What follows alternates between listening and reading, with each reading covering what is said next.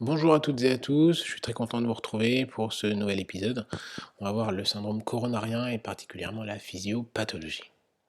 Alors, pour ce topo, on va voir pourquoi il faut connaître le syndrome coronarien, la différence entre le syndrome coronarien et l'infarctus du myocarde, comment classer le syndrome coronarien, comment classer les infarctus du myocarde, et après on va voir un peu de physiopathe avec le CG et le lien avec les lésions sus et sous ST.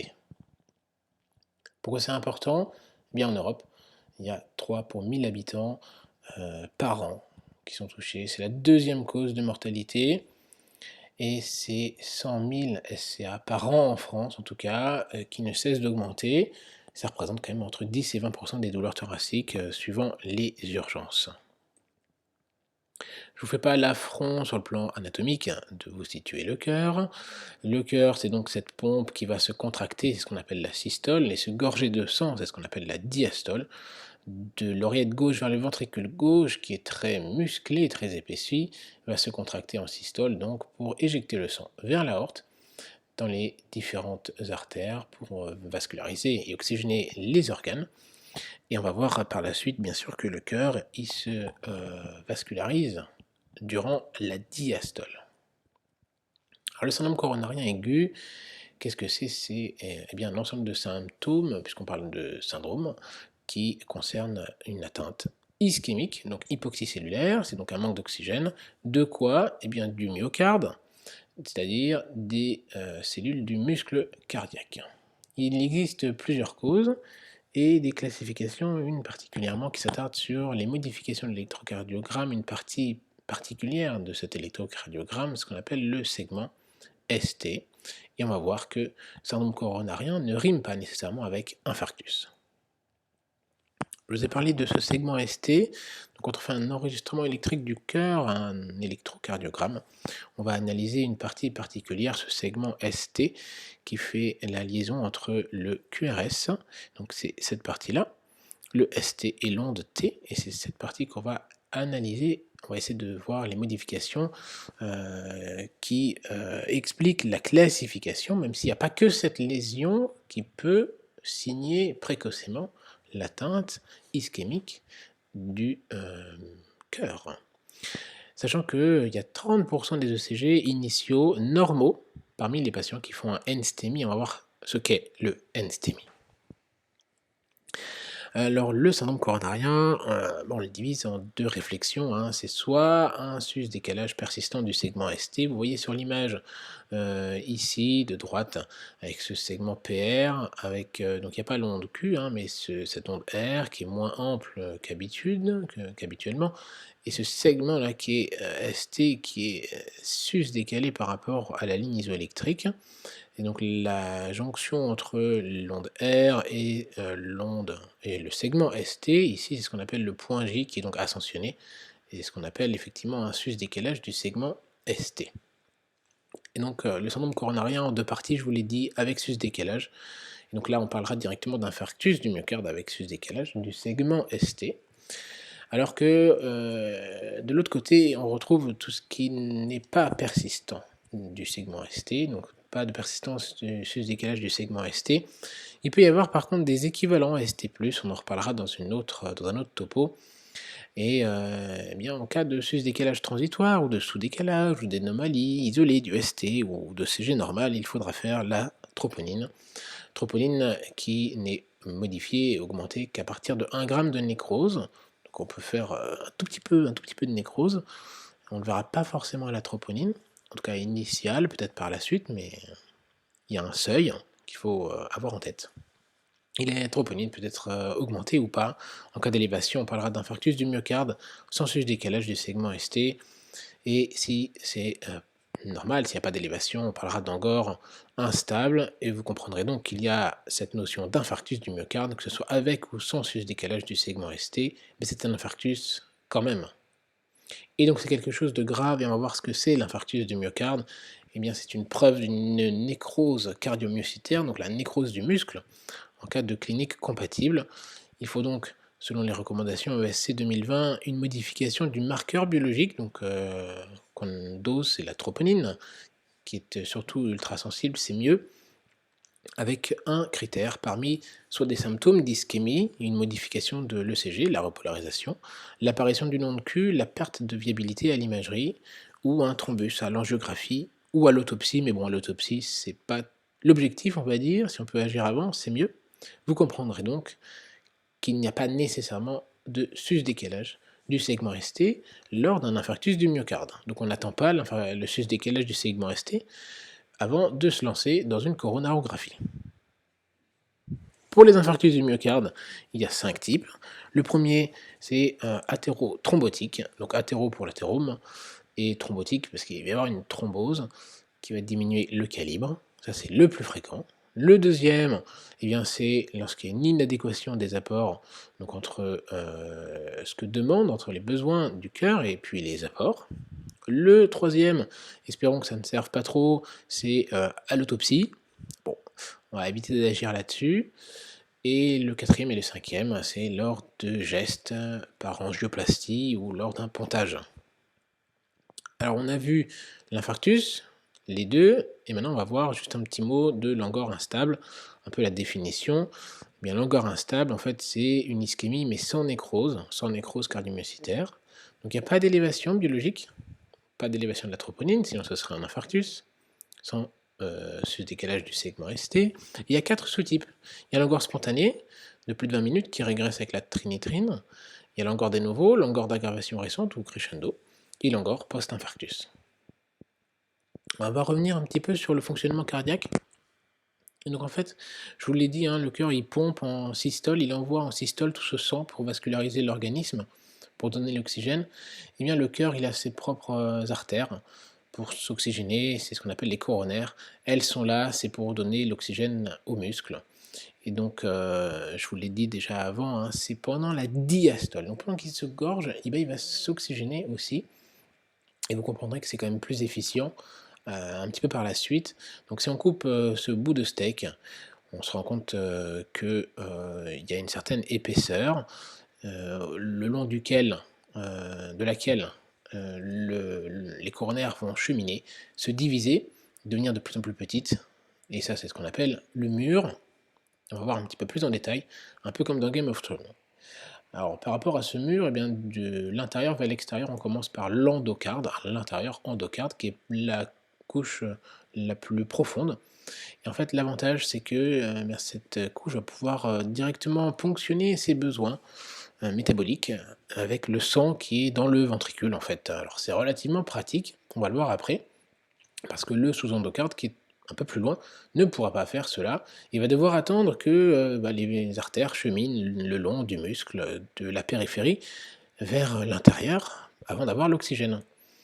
Deux choses à savoir, c'est que l'endocarde et le sous-endocarde, donc c'est la partie la plus prépondérante du myocarde. Donc c'est important pour comprendre après les atteintes électrocardiographiques. Et lors de la systole, lors de cette contraction, vous voyez, de ce point serré, vous imaginez bien que les coronaires, une fois qu'elles sont toutes fines, elles vont être un peu comprimées, ce qui explique que le sous-endocarde, il est un peu plus fragile au niveau de l'ischémie, puisqu'il va être plus facilement, les artères vont être plus facilement comprimées, ces petites artérioles. Si on va vers l'extérieur, on retrouve le sous-épicarde, puis après l'épicarde, et je n'ai pas mentionné bien sûr le péricarde. Alors revenons à cette artère qui présente un endothélium particulier au travers duquel va circuler le sang. Eh bien, l'endothélium sain va permettre la sécrétion de différentes molécules qui sont nécessaires pour les modifications de calibre, donc la vasodilatation ou vasoconstriction, plutôt vasodilatation d'ailleurs, des coronaires. Et donc en cas d'atteinte, donc en cas d'athérosclérose, eh bien l'endothélium va être perturbé.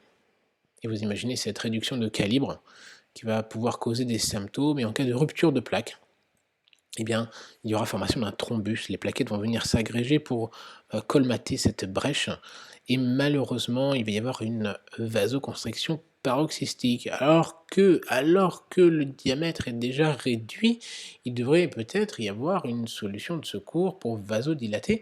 Eh bien non.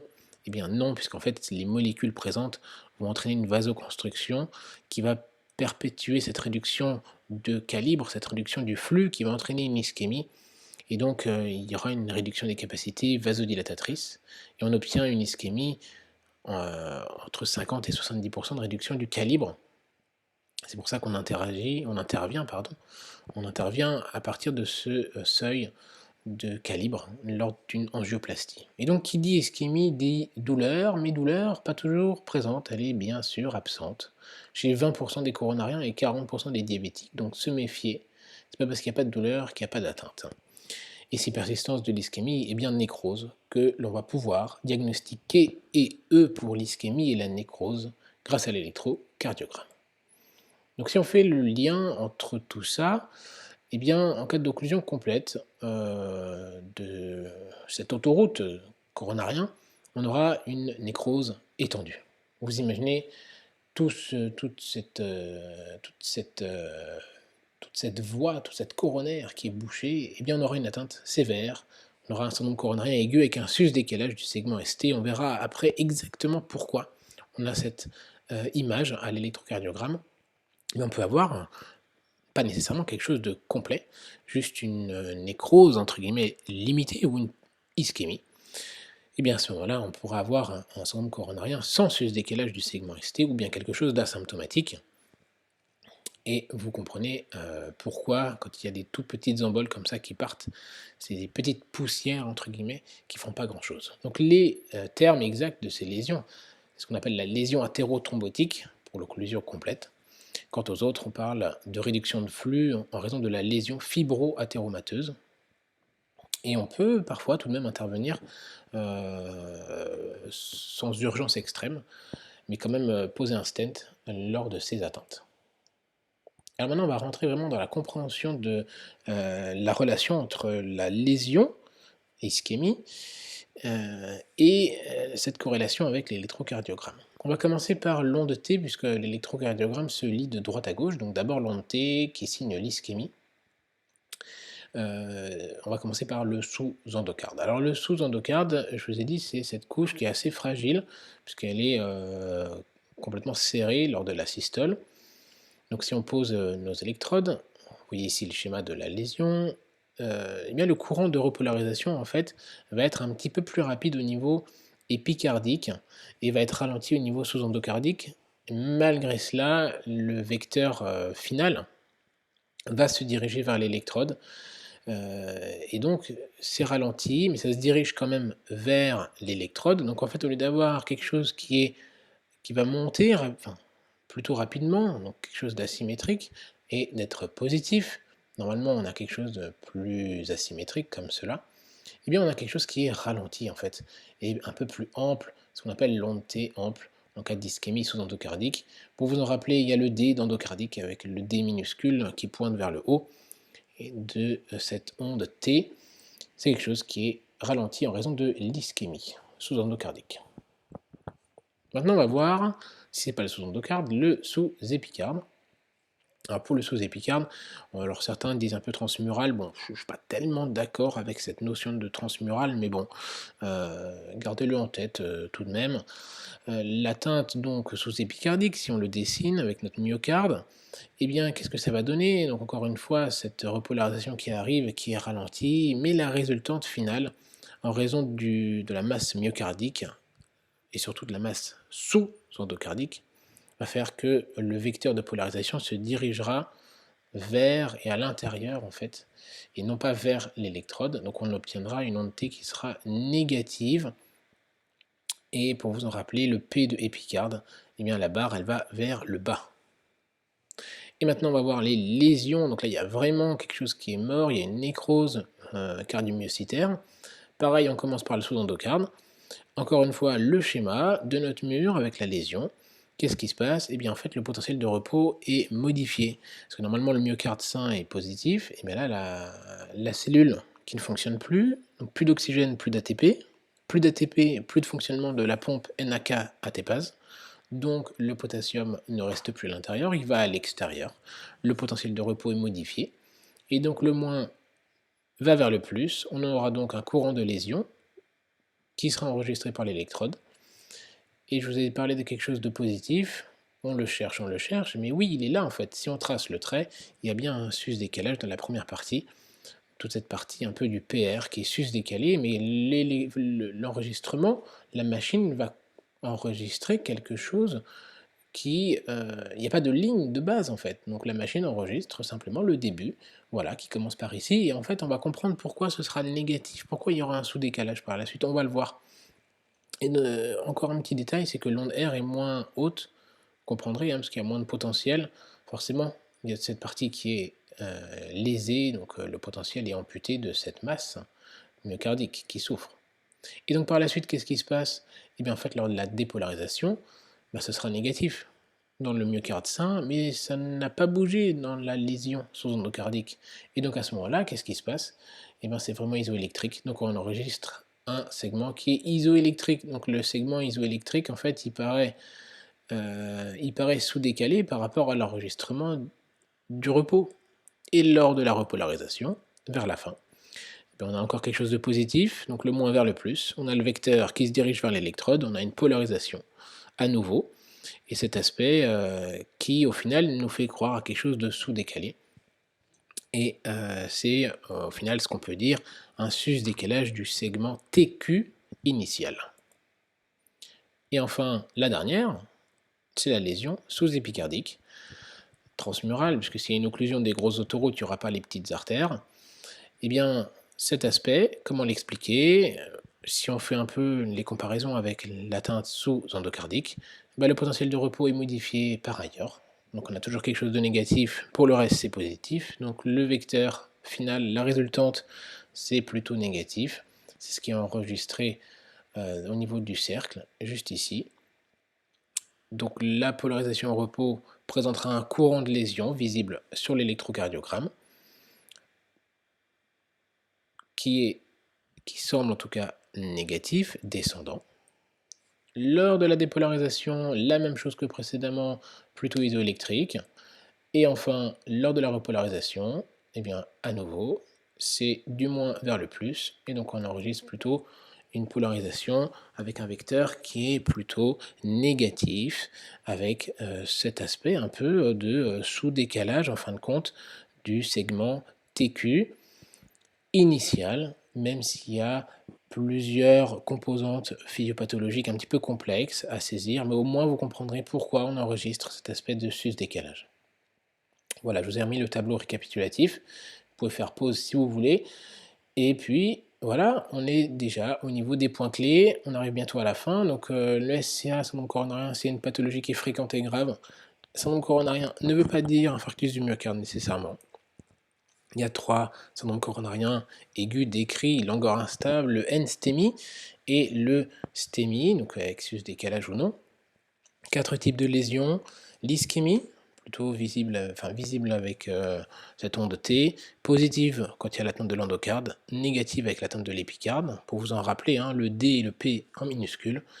Le sous-décalage ST, donc le NSTEMI, est expliqué en partie par le sus-décalage TQ initial, inversement pour le sus-décalage du segment ST, qui est un sous-décalage TQ initial.